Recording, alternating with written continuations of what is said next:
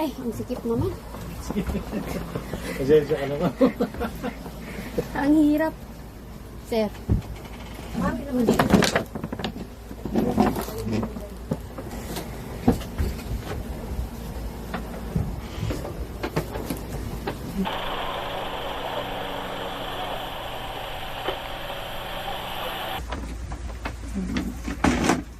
Sir, labas po yung pera. Higay po kami. Mark money po yan. Ay, bakit? Nandiyan na sa inyo yung pera. Ilabas nyo. Ipatong nyo doon. Kitang-kita sa video. Naku po, nadami pa ako din eh. Ilabas po yung pera.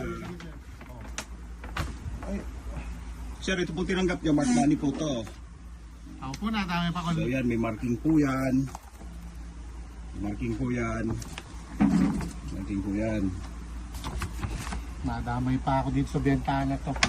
Yun sir, ina-arresto namin kayo sa violation ng Animal Industry Sige, Development sir. and Kasi- Competitiveness Act. May karapatan po kayong manahimik. Yes Ano na. po bang anumang sabihin ninyo, maaari pong gamitin laban sa inyo. Nadamay pa May ako, karapatan po kayong kumuha ng sarili ninyong abogado. Kung wala po kayong abogado, bibigyan po kayo ng gobyerno. Ngayon po sir, ipapaliwanag ko po sa inyo na yung binibenta niyong produkto, wala pong registration yan sa Bureau of Animal Industry. Wala. Wala pong registration yan.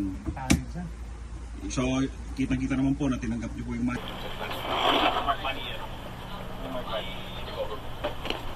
Picturean niyo, Markman. Picturean niyo, Markman. Po, at Bakit natin saan yung resibo? sa atin? Okay, uso sa'yo na.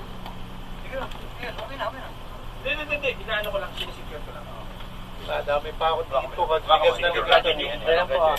Kukuha na tayo ng masisecure legal kami.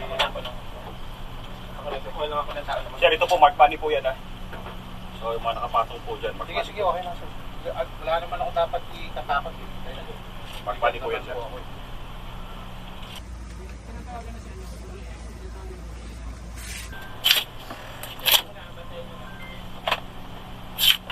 Camera mo.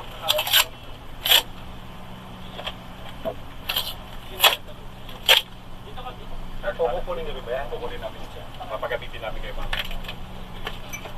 Ilalagay lang po. Tara na po. Okay.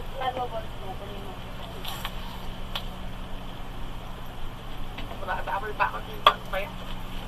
Sige po, sir. Tanggol. Halika. Tanggalin mo kayo upuan.